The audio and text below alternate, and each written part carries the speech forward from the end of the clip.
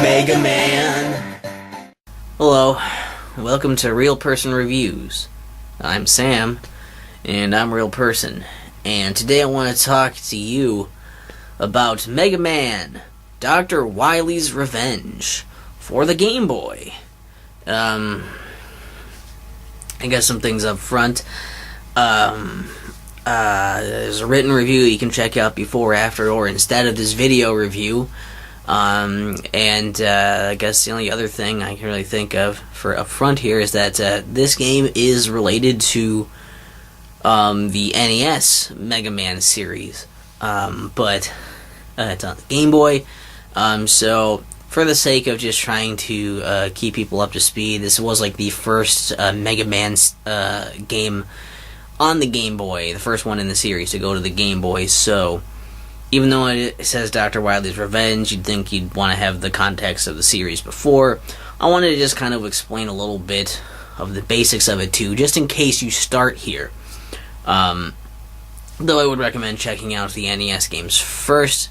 But just in case, you could have started here, you could have maybe had a Game Boy and never had an NES, and so this would be like your first Mega Man. So, yeah, that's why I'm doing the thing. So, Mega Man, Dr. Wily's Revenge. Plot is rather simple. Basically, it's just that the evil Dr. Wily, who had been, he's got these plans to kind of take over the world. Well, his plans keep getting foiled by the robot that likes fighting for justice, Mega Man, as is evidenced by things in, the previous Mega Man games on the NES. Not sure exactly where in the timeline this falls, but I believe it's somewhere after Mega Man 2. And that's why Dr. Wily wants to get his revenge on Mega Man, and by doing so, he brings up 4 of his old robot masters to fight Mega Man. And that's essentially basically the plot. It starts like that. So you start off the game, and there's a selection screen. You can choose between these 4 robot masters. There's Elecman, Fireman, Cutman, and Iceman. Each one has a stage that's built around their concept. So like Fireman stage has a lot of fire stuff going on. Iceman stage has ice and snow and that kind of thing. You get the idea. So you pick whichever one of these you would like to start on, and then you'll have to go through a stage, ultimately getting to the boss which you selected. Mega Man has the ability to jump and to shoot. You can have 3 of your bullets on the screen at one time, and that's pretty much all there is for that basic gameplay. Moving left and right. It's a side-scrolling shooter. So you're just basically doing that. Going through these stages, trying to defeat enemies and platform around obstacles. You have a certain number of lives when you start, and when you die, you'll be brought back to a checkpoint in the level that you've reached, unless you run out of lives, and then you'll get a game over. You'll be given a password, and then the option to either restart the stage from the beginning or to pick a different one.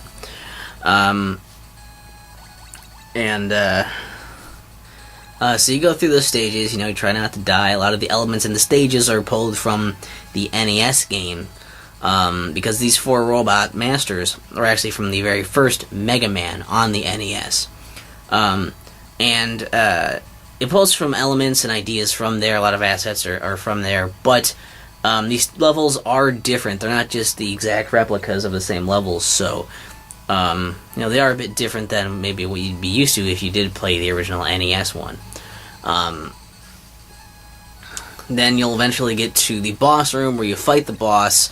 Depleting the boss's health meter will have you winning, and if you beat them, you'll get a special weapon that's based on their power. So, if you beat Elecman, you get this thing that shoots electricity. And if you beat Iceman, you shoot a thing that shoots ice.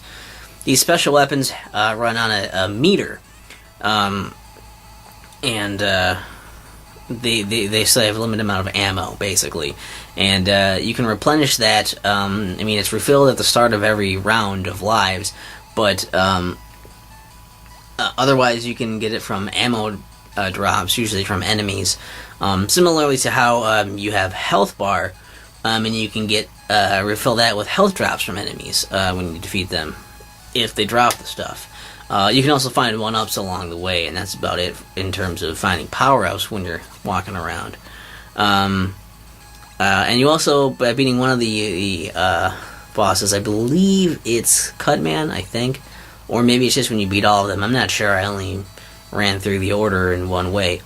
But you'll get the item called Carry, which allows you to temporarily create a platform underneath your feet when you use it. But it also runs on that special weapon kind of meter.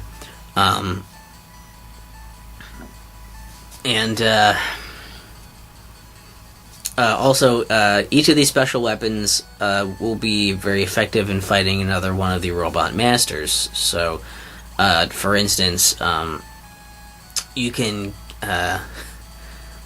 use Lekman's ability, right? It's electricity. And you can use that on Iceman to do a bunch of damage, because it's really good against Iceman. So there's a wheel of weaknesses going on. Again, it's a typical Mega Man thing, but I kind of want to explain the basics, just in case this is where you started with Mega Man. After beating these 4 in whatever order, you will then be given the option to go to a more linear path here. You go to Dr. Wily's castle, and you'll fight through a Wily stage, which is a bit longer and it's more difficult than the previous stages. At the end of the stage, you have this room where there's these teleporters, or these 4 different teleporters you can go into, whichever order you want. Instead of the typical Mega Man thing of just having like a boss rush of just fight the same bosses over again but with all their powers, instead there are 4 different bosses here. Each of these are from Mega Man 2 on the NES. It's Heat Man, Flash Man, Quick Man, and Bubble Man. And there's the real weaknesses going on with them as well. After you beat those 4 in whatever order you would like, you get to another teleporter appears, and you can fight an entirely new boss called Anchor, which is a Mega Man, or a robot designed specifically to destroy Mega Man. Like, that was the direct purpose, was to defeat Mega Man. And if you beat this boss, then you can clear the stage, and you go to another Wily stage, which takes place in space. It goes through another long, difficult Wily stage, and you, at the end of the stage, you'll be faced with Dr. Wily, which is a multi-form boss fight for the final battle. So that's pretty much the game. There's not much more to say in that, other than, you do the platforming and the shooting and the Mega Man stuff to do it. Also, I guess I should mention that when you beat those 4 other robot masters, plus the new robot Anchor, you do get a weapon for each of them that you beat in those. So yeah, there's that. And I liked a lot about this game, honestly. It's pretty interesting. It's a cool mashup of Mega Man and Mega Man 2 from the NES, while also being different enough with the different stages, the different boss, and the different end boss.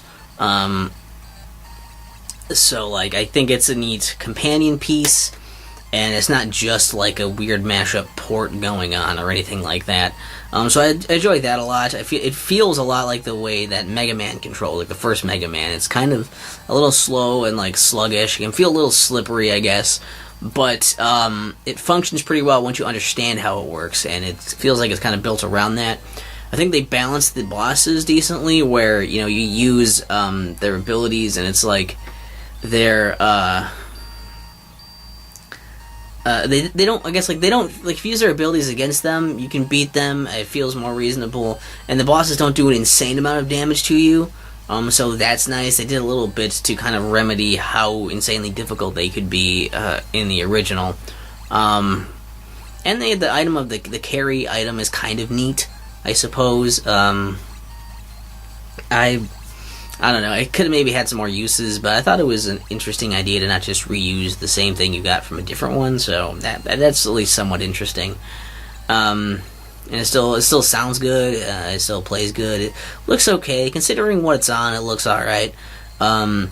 It's I guess the stuff on it is a little bit bigger, so things move a little slower, but they still look nice and are more recognizable than trying to make everything squished down for the Game Boy screen. That's always a choice that has to be made there, and I think it works here.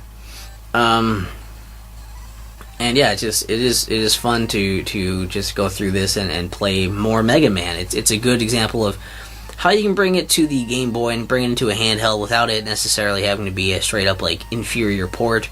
They made it interesting, they made it different, and they made more Mega Man goodness to enjoy. But I have gripes with it. I do. I think that the controls can be a little annoying, I guess, if you are more of a veteran of Mega Man 2 and 3, which I think a lot of people are. It doesn't control as tight as those. It's more like the kind of slippery, heavy control of the first Mega Man, which I can understand people finding frustrating. It has the bosses in this weird place where they're kind of unpredictable when they're doing stuff, except you can sometimes get them into loops. Like, they're kind of unpredictable and too hard to dodge because of your inability to, like, you're kind of slow and sluggish, like I said. So, like, especially some of those, like, second tier bosses are like, oh shit, like, that's like rough. Like, it's really hard to dodge them, even knowing what they're going to do. It's tough. And you kind of need to use their weaknesses. But, like, even for like the first bosses, sometimes like for them you can get them caught into like logic loops or whatever, or they just keep repeating the same thing over and over, and it's like it's not hard, it's just like you got them locked into this loop somehow, and you can just keep repeating it until they die. It's a step in the right direction, at least with some of the balance of how the special weapons work and how much damage they do, I suppose, but they could have done more with that, I think, and made it a little better there. Really, the best ones are probably the new boss and the new final boss. The Anchor and the Dr. Wily machine are probably the best of those for the additions. But also, that brings up a thing that's kind of annoying, is that when you fight Dr. Wily, he's a big pain in the ass. And so it's like, I guess, like, okay, so to get up to there, you have to, of course, once you beat the 4 robots or whatever, you get a password, and it's like you just do the Wily stage, you go through, and you have to beat those 4 robots, and then beat the other robot, and then you go to the next Wily stage, go through that, and then you fight 2 forms of Dr. Wily, and you have to do all of this on the same set of lives. There are some extra lives you can pick up along the way, and some could possibly spawn by some miracle when you're defeating enemies, but you have to go through that one set of lives through the whole thing. And because if you get a game over, you're sent all the way back to the first Wily stage, which is really rough when you consider that fighting Dr. Wily, is hard. You're gonna have to probably take a few times to figure out how to fight him, and it's just artificially extending the gameplay of like, okay, well, and just not even really difficulty, just out of annoyance. It's like, I have to do all this shit over again that I already know how to do, and I can do it. It's just going to take time to do it, so I can retry the thing I need to do. They probably should have just put a checkpoint at the second Wily stage, giving you a password to go there, so like you already beat the first one, so why'd you have to go through that again? You shouldn't have to. And then it would be less time, less things to go through in order to try that boss again. And the other thing that sucks about it, I guess, is that it's really tough. If you run out, when you respawn right in the middle of the boss fight. Well, not in the middle of it, but you stand right in the beginning of the boss fight. You don't start in a place outside of it where you can get your ammo back or anything. No, so if you've used up your best weapons on previous attempts, then it's just going to be a hell of a lot harder to try to beat them with what you have left for your lives. And also, the only way to beat the second form is to use only one weapon works.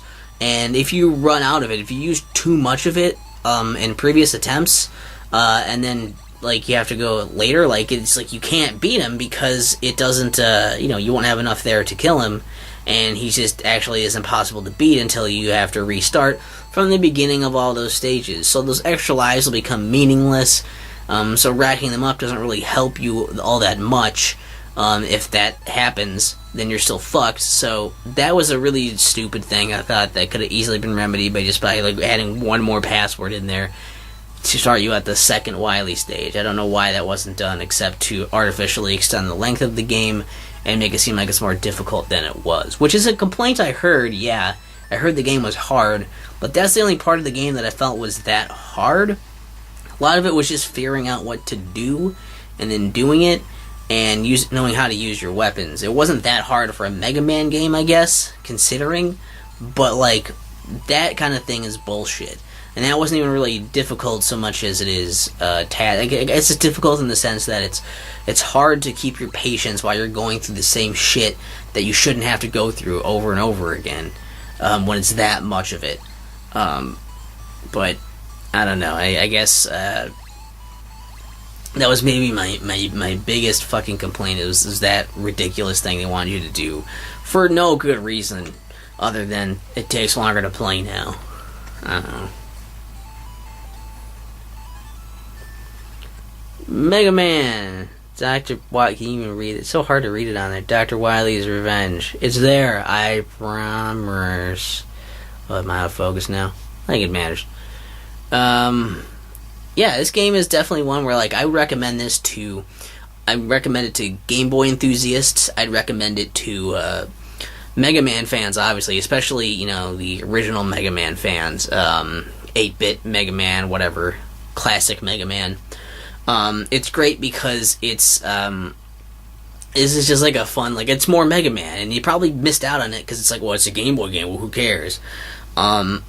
And, like, it's just probably going to be, like, the first Mega Man ported to Game Boy, and it's not. It's got some interesting elements in there. It's got the new stages are enough to keep you interested, and the mishmash of old bosses is enough to be like, oh, that's kind of an interesting, like, cool companion piece to the NES games. And so if you missed out on this one, I definitely think you should check it out, because I think a lot of people actually did miss out on it. And it's solid. It's definitely a solid title. And I don't know, it's probably worth up to $15, I would say. I don't know how much it goes for, but that's how much I would recommend for, like, price. Like, I doubt you even have to spend that much to get it, but, like, it'd be worth it with how much you'd replay it if you end up enjoying it, which Mega Man fans probably would. I don't know, that's my recommendation. And I guess, you know, have you guys played this game? Who out here who didn't miss out on this title? Who has played Mega Man, Dr. Wily's Revenge? What did you think of it in the context of the series? I'd love to hear your thoughts on that. Because it's a cool game, and I think there's a lot of people who missed out on this that just, like, really should check it out, and that's the real bottom line, is don't let this one pass you by. This is cool, goddammit. Are you a mega enough man to save the world? Mega Man.